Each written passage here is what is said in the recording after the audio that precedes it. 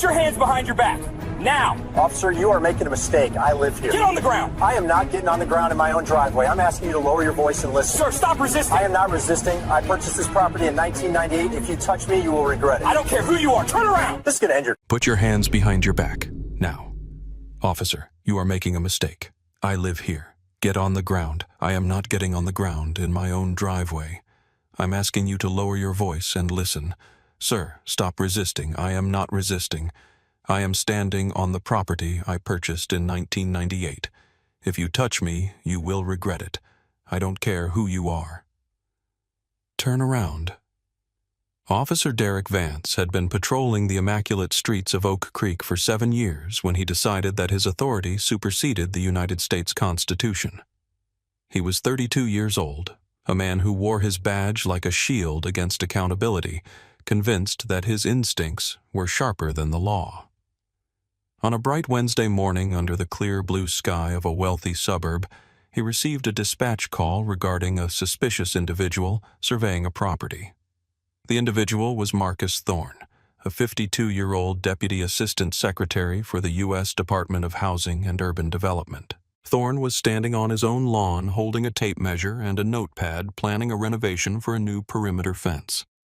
What Officer Vance did next, ignoring property rights, dismissing a federal official's calm assertions, and handcuffing a homeowner in front of his neighbors, would become a defining moment in the national conversation about who is allowed to feel safe in their own home. Before we get into the details of how this officer's career imploded, tell us where you're watching from. If you believe that homeownership should be a sanctuary for everyone regardless of skin color, hit that subscribe button. We are building a community dedicated to truth and accountability. Officer Derek Vance had a personnel file that read like a warning label the department refused to read. In his 7 years with the force, he had accumulated 9 official complaints. 6 of them involved aggressive posturing or excessive detainment of minority citizens in high-value neighborhoods. Vance was what the department quietly referred to as a proactive officer, a euphemism for someone who viewed every person of color in a wealthy zip code as a potential suspect until proven otherwise. His supervisors had noted on 3 separate performance reviews that Vance struggled with distinguishing between community presence and community harassment. Yet he remained on the street. He was the type of officer who believed that fear was the currency of respect.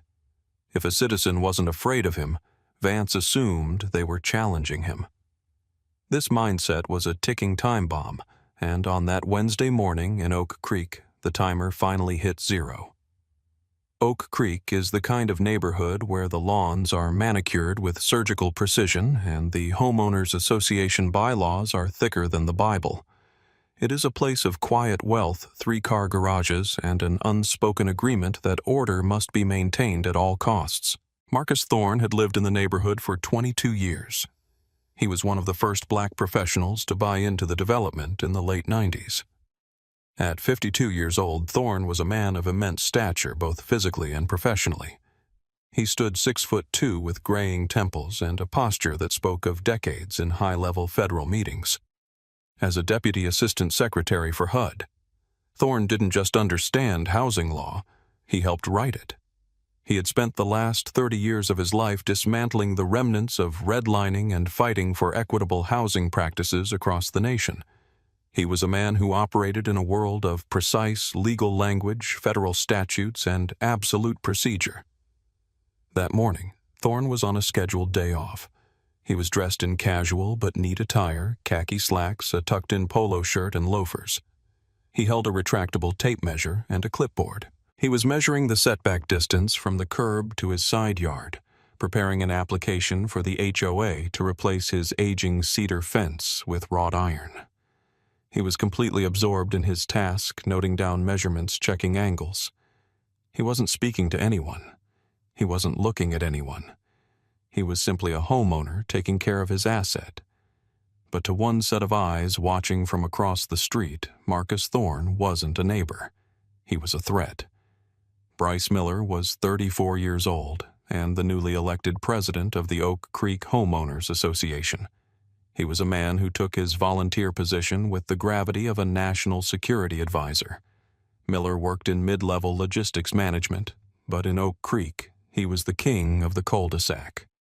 He spent his days working from home, often sitting by his front window, monitoring the street for violations, unapproved, paint colors, grass that was half an inch too long, or cars parked on the street for more than 4 hours.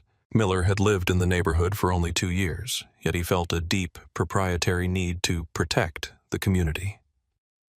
When he looked out his window and saw a black man walking back and forth along the edge of the Thorne property, measuring the ground and taking notes, Miller didn't see a neighbor he hadn't formally met yet. He saw a scout. In Miller's mind, fueled by internet forums and paranoid neighborhood watch apps, strangers measuring property lines were criminals casing houses for burglary. It never occurred to him that the man might own the house. It never occurred to him to walk across the street and ask, "Can I help you?"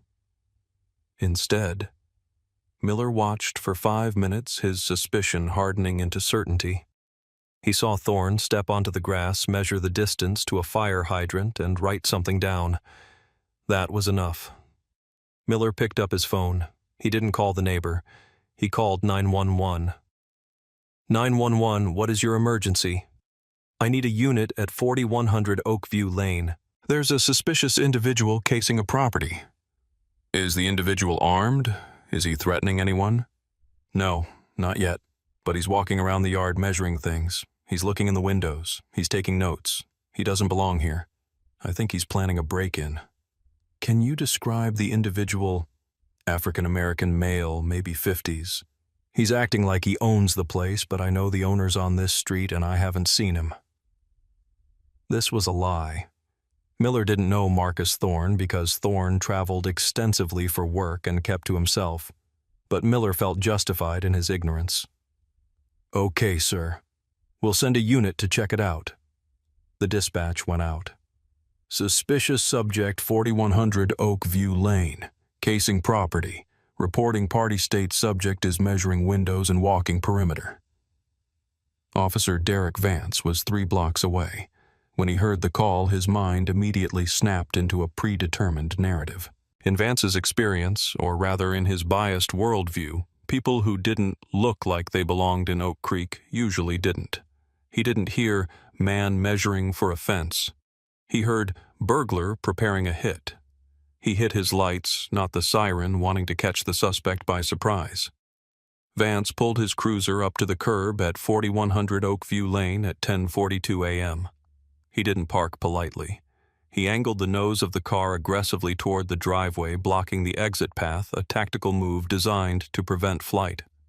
He stepped out of the vehicle, adjusting his utility belt, his hand resting instinctively near his holster. He saw Thorne standing near the garage, writing on his clipboard. Thorne looked up, saw the police car, and initially gave a small, polite nod, assuming the officer was there for something else. He went back to writing. This indifference infuriated Vance. In his mind, a suspect should be nervous. A suspect should run. The fact that Thorne ignored him was read not as innocence, but as arrogance. Vance walked up the driveway, his stride long and aggressive. Hey, you dropped the clipboard. Thorne paused, looking up over his reading glasses. He didn't drop the clipboard. He held it to his chest. Excuse me, officer. Can I help you? I said drop the clipboard and step away from the garage. We have a report of suspicious activity. Thorne frowned, his brow furrowing. Suspicious activity, I'm measuring my property line for a fence application. Who called you? I ask the questions here. Vance snapped, closing the distance. He was now within 5 feet of Thorne. Do you have identification? My identification is inside the house, Thorne said calmly, gesturing toward the front door. My name is Marcus Thorne. I am the owner of this property. If you give me a moment, I can go inside and get my wallet. You're not going anywhere, Vance barked, stepping in front of Thorne to block the path to the door. You're not going inside to grab a weapon. You're staying right here. This is the moment where training is supposed to kick in. A seasoned officer would look at the man's attire, his demeanor, the clipboard, the tape measure, and the well-kept house and deduce that this was a misunderstanding. But Vance wasn't looking for a misunderstanding. He was looking for a conquest. "Officer," Thorne said, his voice dropping an octave, taking on the tone he used in congressional hearings. "You are making a significant assumption. I am a Deputy Assistant Secretary for the federal government. This is my home. You are currently trespassing on private property without a warrant or probable cause." Vance laughed. It was a short, sharp bark of a laugh. "Deputy Secretary, yeah, and I'm the mayor. Stop the lies. I've got a witness across the street says you've been casing this joint for 20 minutes. I haven't been casing anything. I have been measuring. Look at the notes." Thorne extended the clipboard. Vance slapped the clipboard out of Thorne's hand. It clattered onto the concrete driveway. The sound was like a gunshot in the quiet morning air. "I told you to put it down. Now, turn around and put your hands behind your back." Thorne's eyes went cold. He looked at the clipboard on the ground, then back at the young officer. "You just assaulted a federal official. I want your badge number and I want a supervisor here immediately." "You want a supervisor? You're getting a cell." Vance grabbed Thorne's wrist. Thorne didn't pull away, but he stiffened. "Do not touch me. I am complying with your verbal commands to stand still, but I do not consent to a search or seizure." "Stop resisting!" Vance yelled loud enough for the neighbors to hear. He twisted Thorne's arm behind his back with unnecessary force, leveraging the older man's shoulder joint to a painful angle. Thorne grimaced but didn't cry out. He knew that any movement could be interpreted as aggression. He had seen the files. He knew the statistics. He knew that being right wouldn't stop a bullet. "I am not resisting," Thorne said through gritted teeth. "I am standing still. You are hurting my shoulder.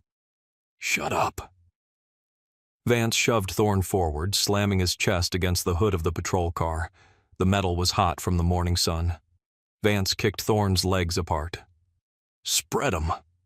Across the street, Bryce Miller was watching from his window. He felt a surge of validation. "See," he told himself. "The cops are arresting him. I was right. He must have had a warrant or drugs on him."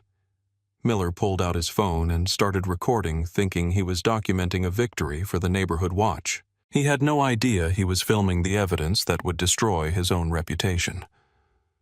Vance pulled the handcuffs from his belt. He didn't use the standard technique. He ratcheted them tight, the metal biting into Thorne's wrists. "You're under arrest for loitering, trespassing, and resisting a peace officer." "Trespassing."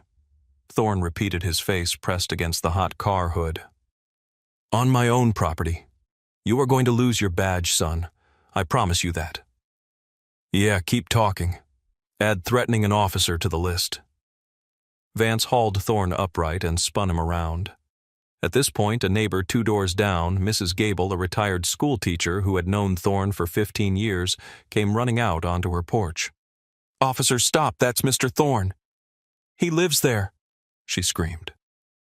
Vance looked at her, then back at Thorne. For a split second, doubt flickered in his eyes. But his ego was too large to allow for a reverse gear. He had already committed. To stop now would be to admit he was wrong, and Derek Vance did not admit he was wrong. "Back inside, ma'am, police business," Vance yelled at her. "He lives there," Mrs. Gable shouted again, pulling out her own phone to record. "You are arresting the homeowner." "I'll sort it out at the station," Vance muttered to himself. He shoved Thorne into the back of the cruiser. "Watch your head." He didn't actually help. He pushed Thorne's head down roughly as he forced him into the cramped plastic seat. Inside the car, the air was stagnant and smelled of industrial cleaner and stale sweat. Marcus Thorne sat awkwardly, his hands numb behind his back. He took a deep breath, forcing his heart rate to slow. Panic was the enemy. Documentation was the ally. He began to mentally catalog every violation. Fourth Amendment violation, unreasonable seizure, First Amendment violation, retaliation for speech. Title 18. Section 242. Deprivation of rights under color of law. He looked at the dashboard clock. 10:51 a.m. He memorized the officer's nameplate. D. Vance. He looked out the window and saw his neighbors gathering phones raised. Good. The world would see this. Vance climbed into the driver's seat. He was breathing heavy adrenaline spiking. He felt powerful. He keyed the radio. Dispatch 1 in custody. Transporting to precinct. Subject was non-compliant. Copy that 1 Adam 12. The drive to the precinct was a 10-minute blur of suburban streets. Vance glanced in the rearview mirror. You comfortable back there, Mr. Secretary? He sneered. Thorne met his eyes in the mirror. His expression was one of absolute terrifying calm. My title is Deputy Assistant Secretary, and I suggest you enjoy this drive, Officer Vance. It will be the last time you drive a patrol car. Vance laughed again, but it sounded thinner this time. The man in the back seat didn't look like the usual suspects Vance brought in. He didn't look scared. He looked like a man who was already writing the opening statement of a lawsuit in his head. They arrived at the precinct. Vance pulled into the sally port, the heavy garage door clanking shut behind them. He hauled Thorne out of the car, marching him through the secure doors and into the booking area. The precinct was busy. Phones ringing, officers typing reports, the hum of fluorescent lights. At the intake desk sat Sergeant Tom Higgins. Higgins was 58 years old, a 30-year veteran who was counting the days to retirement. He had seen everything. He knew every cop in the precinct, and he knew which ones were good police and which ones were liabilities. He had been warning the lieutenant about Vance for 2 years. Vance pushed Thorne toward the counter. Trespassing, resisting failure to ID. Higgins looked up. He adjusted his glasses. He looked at Vance, sweating and agitated. Then he looked at Marcus Thorne. He saw the expensive loafers. He saw the quality of the polo shirt. He saw the way the man held himself, even in handcuffs, chin up, eyes clear, dignity intact. And he saw the fury radiating off him like heat waves. Trespassing? Higgins asked, his voice skeptical. Where? 4100 Oakview Lane, Vance said. Guy was casing the place, refused to leave, got aggressive. Higgins paused. He knew Oakview Lane. That was the high-end district. And you are? Higgins asked Thorne.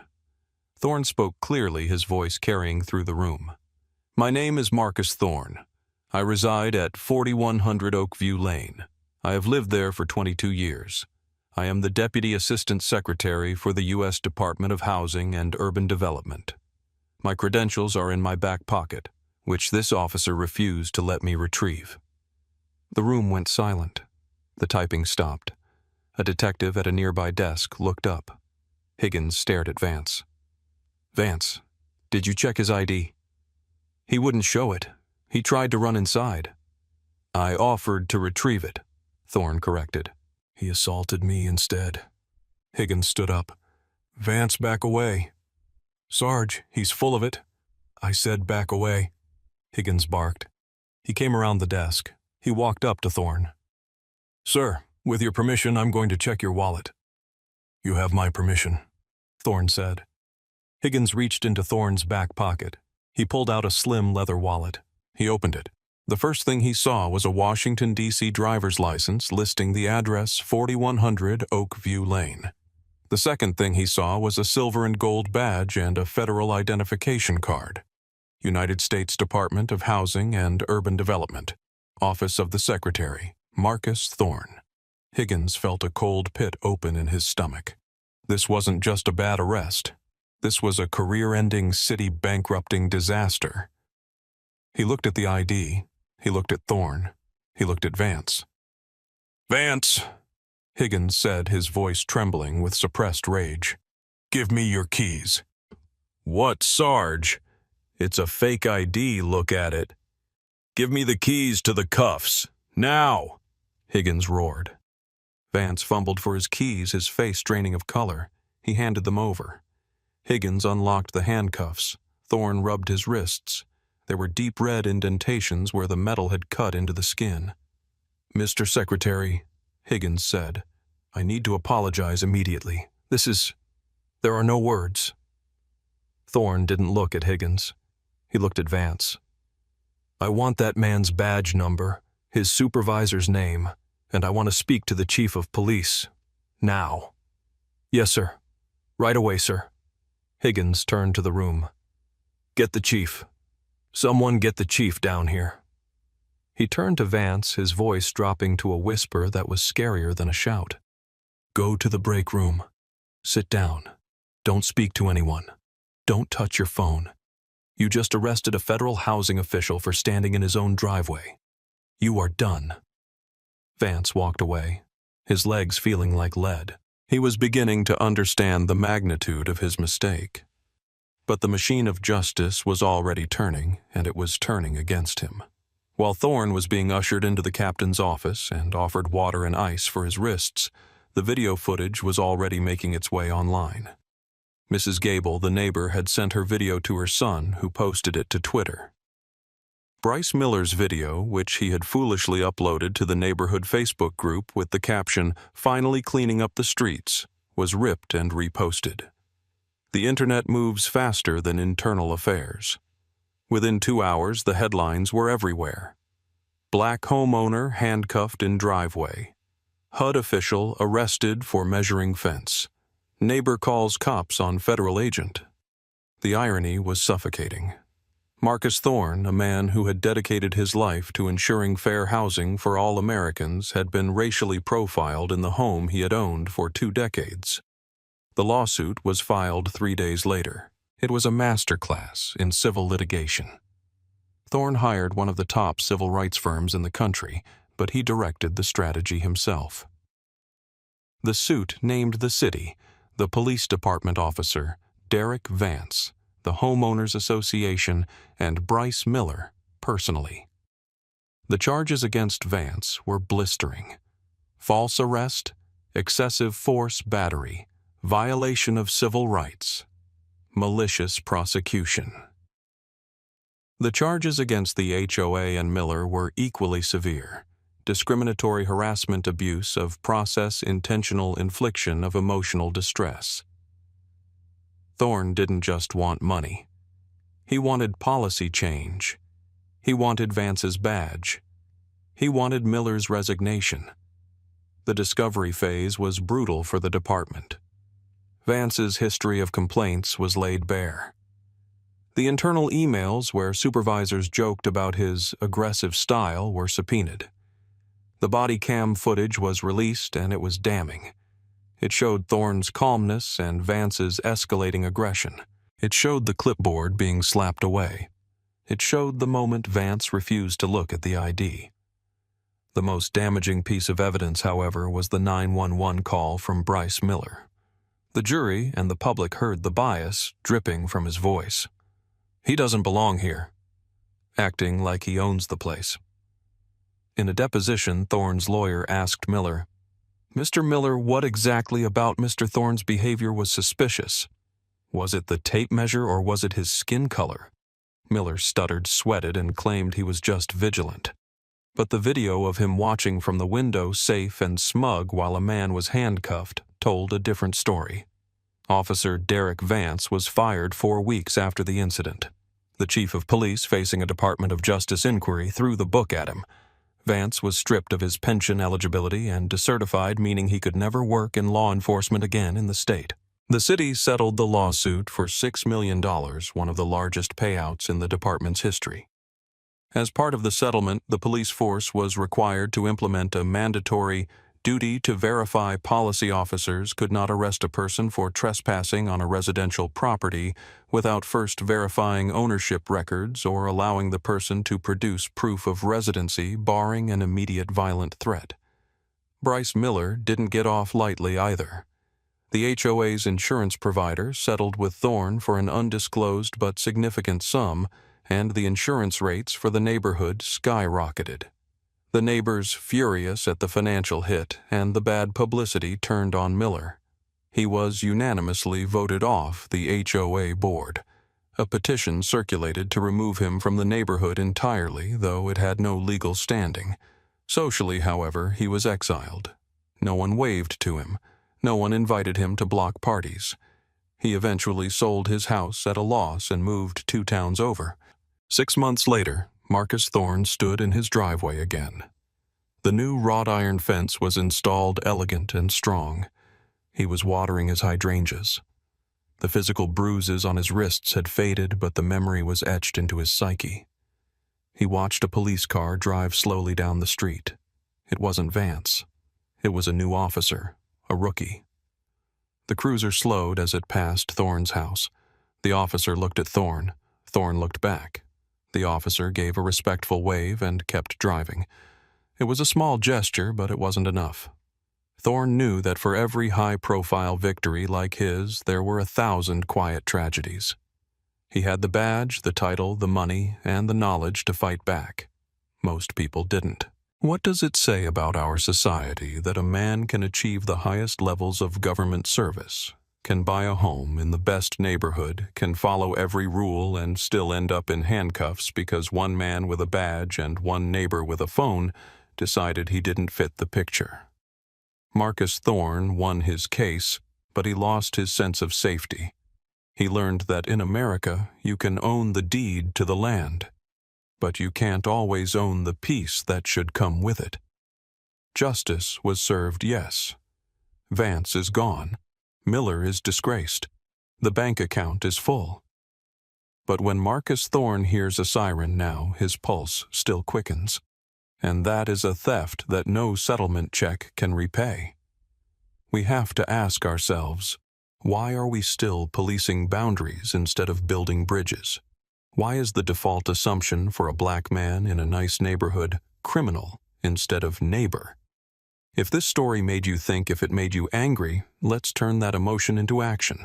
Share this video. Talk about it. Hold your local officials accountable. Do you think homeowners should have more legal protection against biased 911 calls? Let me know in the comments below. Until next time, take care of each other. Give me your ID. Now! Last warning! Officer, I am on my own property. I am not legally required to identify myself. You're detained for mail theft! Turn around! On what probable cause? Touch me, and you violate my Fourth Amendment rights. I don't care about your rights, I have the badge! And you're about to lose everything because of it! It was 2:15 p.m. on a Tuesday in October. The sun was shining brightly over the manicured lawns of Oak Ridge Estates, an enclave of 7-figure homes, weeping willows, and winding driveways just outside of Atlanta.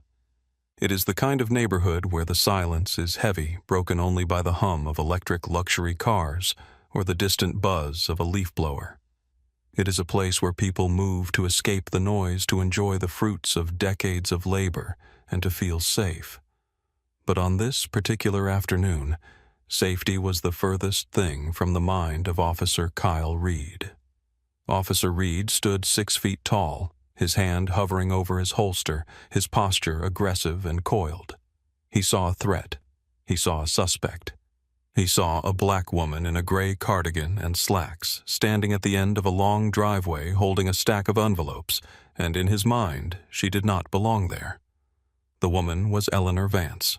She was 62 years old, standing 5'4", with silver hair pulled back into an elegant tight bun. She wore reading glasses on a chain around her neck. She was not shouting.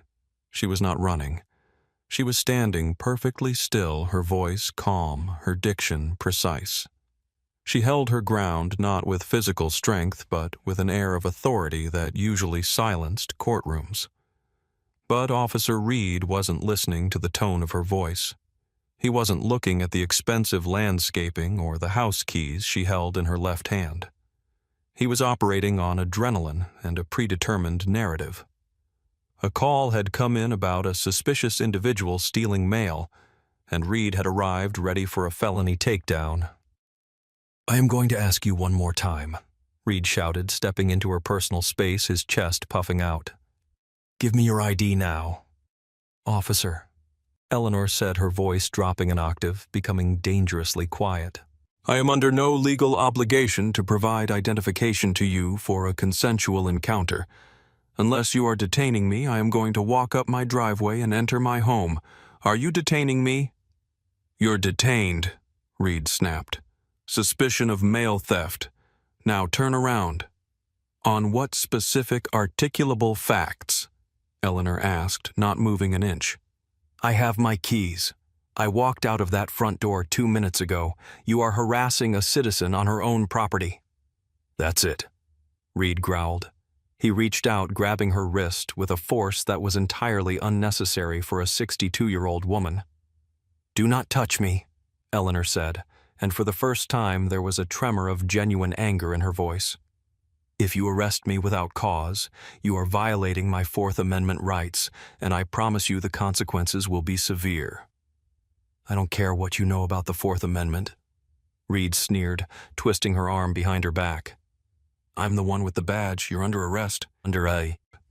To understand how a sunny afternoon in the suburbs could devolve into a civil rights catastrophe, you have to understand the two people standing on that driveway. They represented two completely different versions of authority. One was built on fear and force. The other was built on law and intellect. Officer Kyle Reed was 28 years old. He had been with the department for 4 years, and in that short time he had cultivated a reputation. Among his fellow officers in the locker room, he was known as a go-getter, a proactive cop who wasn't afraid to mix it up. But to the Internal Affairs Division, he was a walking liability. His file was a minefield of red flags. Reed had 19 use-of-force reports in 4 years. That was triple the department average. He had been the subject of 6 citizen complaints, mostly for rudeness, aggressive language, and escalating minor traffic stops into shouting matches. 2 of those complaints involved allegations of racial bias. Both had been dismissed as unfounded by supervisors who prioritized closure rates over constitutional policing. Reed was a product of the warrior cop mentality. He viewed every interaction as a battle for dominance. He believed that respect was something you demanded with a loud voice and a hand on your weapon, not something you earned. He had been transferred to the quiet Oak Ridge district specifically to cool off after a violent arrest of a teenager at a skate park the previous month. His sergeant thought the suburbs would be boring enough to keep him out of trouble. His sergeant was wrong. Standing opposite him was the Honorable Eleanor Vance. Eleanor Vance had spent 30 years serving the United States Constitution. She graduated top of her class from Yale Law School in the 1980s, a time when women of color were a rarity in the ivy-covered halls of legal academia. She had spent a decade as a fierce civil rights attorney dismantling discriminatory housing practices in the South. Then, she spent 15 years as a federal prosecutor known for her meticulous preparation and her absolute refusal to bring a case unless the evidence was ironclad. 7 years ago, she was appointed as a federal judge for the Northern District. In her courtroom, Judge Vance was a legend. She was known as the Iron Quill. She suffered no fools. She demanded absolute adherence to procedure. Prosecutors feared her because she would toss out any evidence obtained through sloppy police work. Defense attorneys respected her because she applied the law with surgical precision. She had moved to Oak Ridge Estates only 3 weeks ago. She wanted a quiet place to write her memoirs and tend to her rose garden on the weekends. She had spent her entire life fighting for the rule of law. She knew the statutes, the case law, and the Constitution better than Officer Reed knew the manual for his patrol car. When Reed looked at her, he didn't see a federal judge. He didn't see a legal scholar. He didn't see a grandmother who baked pecan pies for her church on Sundays. He saw a demographic. He saw a stereotype. He saw the other infiltrating a space he was sworn to protect. The tragedy of this moment wasn't just the arrest. It was the arrogance. It was the terrifying reality that a 28-year-old man with a badge and 6 months of academy training felt he had the absolute authority to strip the freedom from a woman who had spent more years studying the law than he had been alive. He was experienced enough to know the mechanics of an arrest, but clearly he lacked the wisdom to know when he was making a mistake. and this mistake would cost the city more than they could ever imagine. The chain of events that led Officer Reed to that driveway did not begin with a crime. It began with a curtain twitching in a window across the street. Brenda Miller was 55 years old. She had lived in Oak Ridge Estates for 20 years.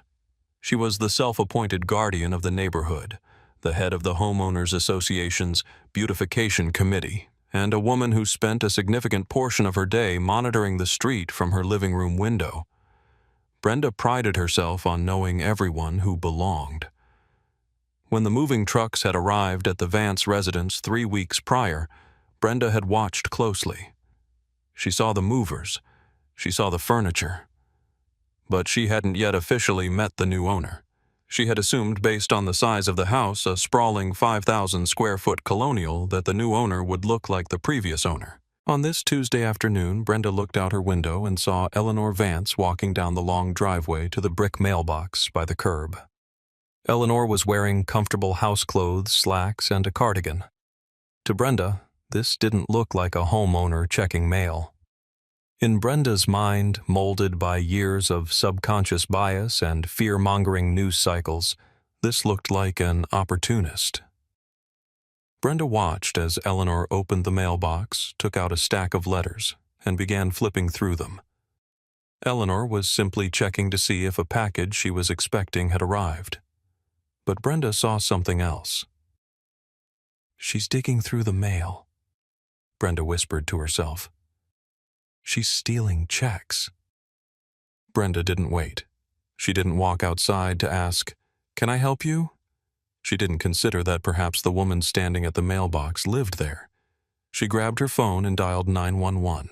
911, what is your emergency? "Yes, I need police immediately at 420 Oak Ridge Drive," Brenda said, her voice breathless with manufactured panic. "There is a suspicious person stealing mail from the boxes." The dispatcher began typing. "Can you describe the person?" "It's a woman, African American. She's looking through the mail and putting it in her pocket. She doesn't live here. I've never seen her before." "Is she on foot or in a vehicle?" "On foot. She's just standing there bold as brass. And I don't know, she has something in her hand. It looks heavy. It might be a weapon. I don't feel safe." This was the critical escalation. Brenda had no reason to believe Eleanor had a weapon. Eleanor was holding a heavy brass keychain, but by adding the word weapon, Brenda ensured that the police response would be high priority and high intensity. She turned a mundane observation into a life-threatening situation. "Okay, ma'am. We have officers en route. Stay inside and lock your doors." The dispatch went out over the radio. Unit 4 Alpha, proceed to 420 Oak Ridge Drive. Suspicious female subject, possibly armed, actively tampering with mailboxes. Complainant states subject does not belong in the area. Officer Kyle Reed was 3 streets away finishing a coffee. When he heard possibly armed and mail theft, his posture straightened. This was it. Real police work. Not a cat in a tree, not a noise complaint. A felony in progress.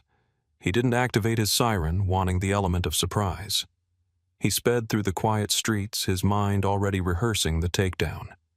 He didn't plan to investigate. He planned to neutralize. He didn't consider that the weapon might be keys or that the thief might be the homeowner. The dispatch said suspect, and Reed was coming to clean up the streets. He turned the corner onto Oak Ridge Drive, saw Eleanor standing by the mailbox, and hit the gas. Officer Reed's patrol car screeched to a halt at the curb, blocking the bottom of the driveway. The sudden noise of the tires made Eleanor look up from her letters. She wasn't startled, merely annoyed. She pushed her glasses up her nose and watched as the young officer threw his door open and exited the vehicle with a speed that suggested imminent danger. Reed marched up the driveway, closing the distance aggressively. He didn't offer a greeting. He didn't ask a question. He issued a command. "Step away from the residence." This is where the collision of worlds began. In Officer Reed's world, when he gave an order, people obeyed, or they were punished. He was used to dealing with people who didn't know their rights or who were too afraid to assert them. He was used to intimidation working as a tactic. But Eleanor Vance came from a world where words had specific meanings and authority was derived from the law, not the volume of one's voice. She saw a young man hyperventilating on her property, and her instinct was not fear, but correction. "Excuse me," she asked, her tone clipped. As the interaction progressed, the gap between them widened. Reed demanded ID. Eleanor refused. "I live here," Eleanor stated, holding up the brass keychain. "These are the keys to my front door. The mail has my name on it. Eleanor Vance. You can read the envelope." She held out a letter. It clearly read, "Honorable Eleanor Vance, 420 Oak Ridge Drive." But Reed didn't look at the letter. He was locked into a power struggle. To him, her refusal to hand over her driver's license was an act of defiance. It was obstruction. He didn't know that in this state there was no stop and ID statute that applied to a person on their own property without reasonable suspicion of a crime. He believed that because he was a cop, he had the right to know who she was. "I don't care about the letter," Reed snapped. "Anyone can take mail. I need state-issued ID. Now, or you are going to jail." "Officer," Eleanor said, shifting her weight, "let me explain the law to you since you seem to have skipped that day at the academy. You are currently conducting a Terry stop without the requisite suspicion. To detain me, you need specific articulable facts that a crime is afoot. A neighbor calling in a suspicious person is not sufficient for detention when I am standing on the curtilage of my own home." Reed's face turned red. He felt humiliated. He didn't understand what curtilage meant. He didn't know what a Terry stop required in this context. All he heard was a woman talking down to him. A woman who looked like she should be cleaning the house, not lecturing him on constitutional law. "You're playing lawyer, is that it?" Reed stepped closer, his hand resting on his taser now. "You think you're smart. You're obstructing an investigation." "I am the subject of the investigation," Eleanor corrected him calmly, "and I'm telling you that I am the homeowner. If you want to verify that, you can check the property records in your cruiser, or you can allow me to unlock my front door, but I will not show you my papers like I am a subject in a police state simply because you are impatient." Reed had a choice. He could have walked to his car. He could have run the plates of the Mercedes in the driveway. He could have asked, "Ma'am, can you just show me the key works the door?" But his ego wouldn't allow it. He had drawn a line in the sand. "ID. Now." "No," Eleanor said firmly. "Am I free to go?" "No, you are not free to go." "Then arrest me," Eleanor challenged him, her eyes locking onto his. "Arrest me and see what happens." It wasn't a threat of violence. It was a promise of litigation. But Reed took the bait. The snap of Officer Reed's patience was almost audible. "That's it. Turn around." He lunged forward. He didn't use a standard escort hold. He grabbed Eleanor's upper arm and yanked her violently, spinning her body around. The mail flew from her hands, scattering across the driveway. Bills, magazines, and a letter from the Supreme Court Historical Society landing in the dirt. "You are hurting me," Eleanor cried out, not in panic, but in shock at the sheer unprofessionalism. "There is no need for force. I am complying." "Stop resisting!" Reed shouted the catch-all phrase used by bad officers to justify aggression. He shoved her against the hood of his patrol car. The metal was hot from the afternoon sun. He pulled her left arm back, twisting it to a painful angle. "I am not resisting."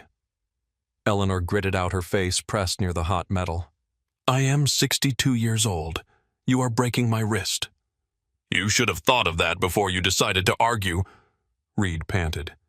He slapped the handcuffs on. Click, click. He ratcheted them tight. Too tight. Across the street, a landscaping crew had stopped their mowers.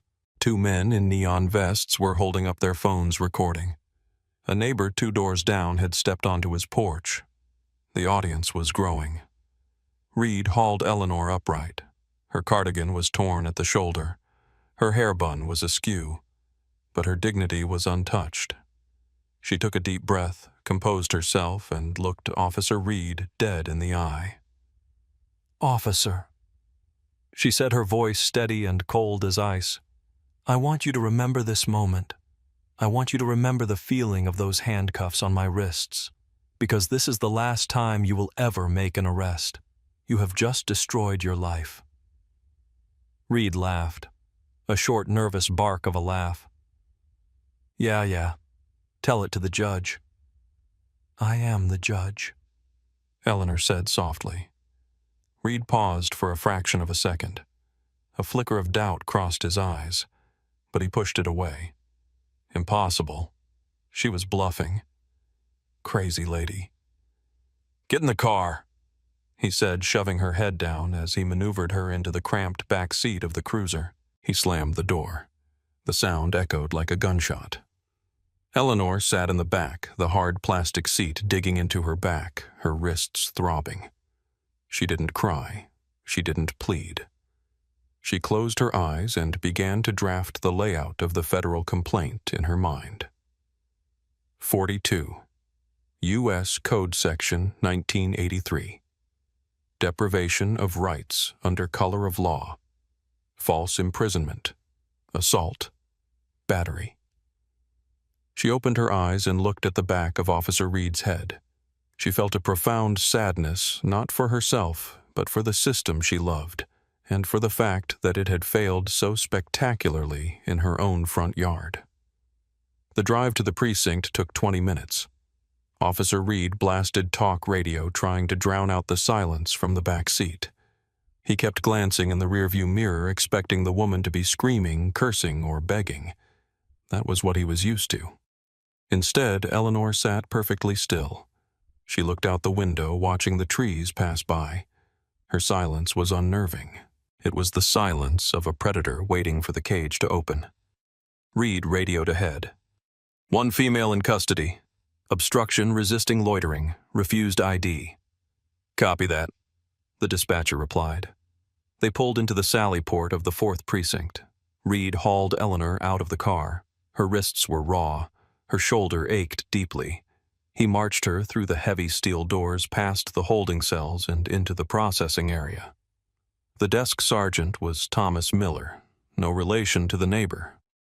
He was 58, a 30-year veteran who was counting down the days to retirement. He had seen everything. He was a good cop, a man who believed in de-escalation and common sense. He was drinking coffee when Reed walked in with a small, older black woman in handcuffs who was dressed in expensive slacks and a torn cardigan. Sergeant Miller frowned. He looked at Reed, then at the woman. Something felt wrong immediately. The woman wasn't drunk. She wasn't high. She wasn't screaming. She stood with a posture that commanded respect even in shackles. "What do we have here, Reed?" Miller asked, putting down his coffee. "Refusal to ID, suspected mail theft, resisted arrest," Reed said, puffing his chest out. "Caught her digging in mailboxes at Oak Ridge." Miller looked at the woman. He looked at her face. He squinted. He had spent years testifying in federal court. He knew the judges. He knew the prosecutors. His stomach dropped. A cold sweat broke out on the back of his neck. "Ma'am," Miller said, standing up slowly. I apologize for the cuffs. Can I get your name?" Eleanor looked at the sergeant. She recognized him. He had testified in her courtroom 3 years ago on a racketeering case. "Hello, Sergeant Miller," she said calmly. "It's nice to see you again. I believe the last time was during the Sleepy Hollow drug trial." Reed looked between them, confused. "You know her, Sarge?" Sergeant Miller's face went pale. He walked around the desk, ignoring Reed. "Officer Reed," Miller said, his voice trembling with suppressed rage. "Do you have any idea who this is? She's a suspect who refused to—" "Shut up!" Miller roared. The entire booking room went silent. "Uncuff her, now." "But Sarge, she—" "I said take the damn cuffs off," Miller shouted. He turned to Eleanor. "Judge Vance." "Your Honor." "I am—" I cannot find the words. Reed froze. The key in his hand shook. Judge Vance, Reed whispered. Federal District Court, Eleanor clarified, watching Reed's face crumble. Constitutional law, and the woman you just assaulted and kidnapped from her own driveway. Reed unlocked the cuffs. His hands were shaking so badly he dropped the key once. When the metal clicked open, Eleanor rubbed her wrists. Deep red welts had formed. Sergeant Miller, Eleanor said, her voice cool and businesslike. I would like to file a criminal complaint against this officer for assault and false imprisonment, and I would like to speak to your captain immediately. Reed took a step back. The color had drained from his face. He looked at the sergeant, looking for support. He found none. Miller looked at him with a mixture of pity and disgust. Go to the captain's office, Reed, Miller said quietly, and give me your badge and gun before you go in. You're done. The unraveling of Officer Kyle Reed's career happened faster than the speed of light. Within an hour, the captain of the precinct, the chief of police, and the mayor were all in the briefing room profusely apologizing to Judge Vance. She accepted their apologies with grace, but remained firm. Apologies do not fix a broken culture, she told them. I want his file. I want his disciplinary history. And I want to know why a man with his temperament was allowed to patrol my streets. By 5:00 p.m., the video hit the internet. The landscapers who had filmed the arrest had uploaded it to TikTok and Twitter. The caption was simple. Cop beats up old lady in Oak Ridge for getting her mail. The video was damning. It showed Reed shouting, escalating, and manhandling a calm older woman. It showed the mail scattering. It showed the arrogance. But then the identity of the woman was leaked by a local reporter. The headline changed. It went from viral to nuclear. Rookie cop arrests federal judge Eleanor Vance for existing while black in her own driveway. CNN picked it up. MSNBC ran it as the lead story. Fox News debated the compliance angle until a legal analyst pointed out that Reed had absolutely no legal standing to demand ID. The internet sleuths went to work. They found Reed's previous complaints. They found the photos of him wearing Punisher skull patches on his vest. They found the neighbor Brenda Miller and flooded the HOA Facebook page with comments calling out her racism. The contrast was what captivated the nation. On one side of the split screen, you had Officer Reed screaming and red-faced. On the other, you had Judge Vance, the picture of dignity even as she was being shoved. Legal scholars went on TV to explain Terry v. Ohio and Hybel versus 6th Judicial District Court. They explained that in the United States, you cannot be arrested simply for refusing to identify yourself on your own property without reasonable suspicion. The entire country got a crash course in constitutional law courtesy of Judge Vance. For the Seattle Police Department, the fictionalized setting of the department in this specific narrative universe, or perhaps sticking to the Atlanta suburb context, established it was a nightmare. They couldn't spin it. They couldn't justify it. They had arrested one of the most powerful legal minds in the state on bogus charges. 3 days later, the internal investigation was leaked. It revealed that Reed's supervisor had counseled him 3 times about his aggression, but never formally disciplined him. It revealed a system that protected bad apples until they rotted the whole barrel. Judge Vance didn't do interviews. She let the lawsuit do the talking. Her filing was a masterclass. It didn't just sue Reed. It sued the city, the chief, and the training academy. It argued that the department had a policy and custom of ignoring constitutional rights in favor of compliance. 6 months later. The settlement conference was short. The city attorneys looked at Judge Vance across the table. They didn't even try to negotiate. They knew that if this went to trial, a jury would give her the keys to the city.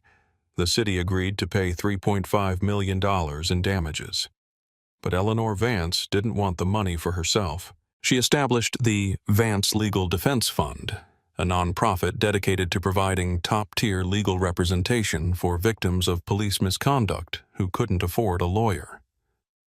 Officer Kyle Reed was fired 4 weeks after the incident. He was also decertified by the state post board, meaning he could never work as a police officer in the state again.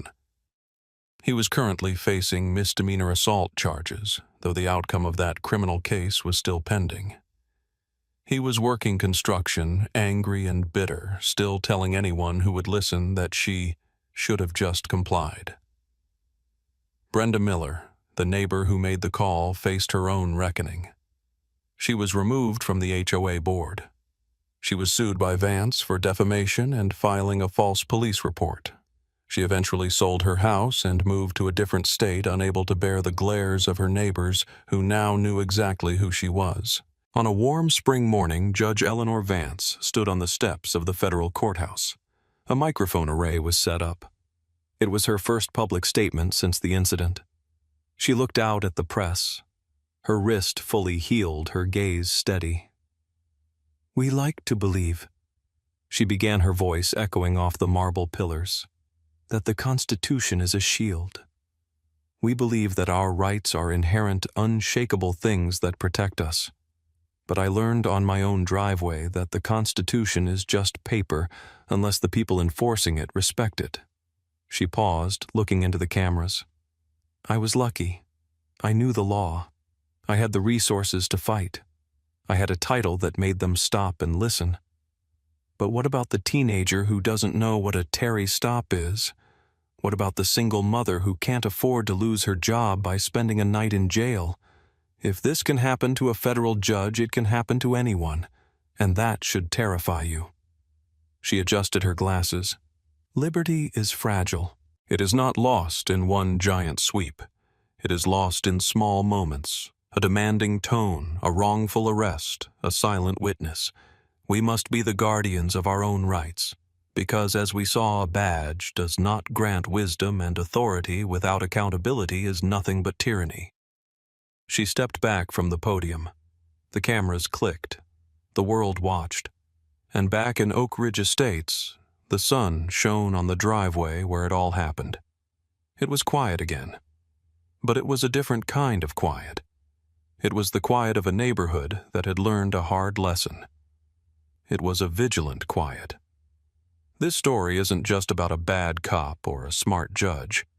It's about the terrifying ease with which our freedom can be snatched away by someone who simply decides we don't belong. It challenges us to ask how many people are sitting in jail right now because they didn't have the title judge to save them. How many rights are violated in the dark where no landscaping crew is filming? Do you think citizens should be required to pass a Know Your Rights test in high school? Or should police training be completely overhauled to prioritize de-escalation over dominance? Let me know your thoughts in the comments below, and please subscribe if you believe these stories need to be told.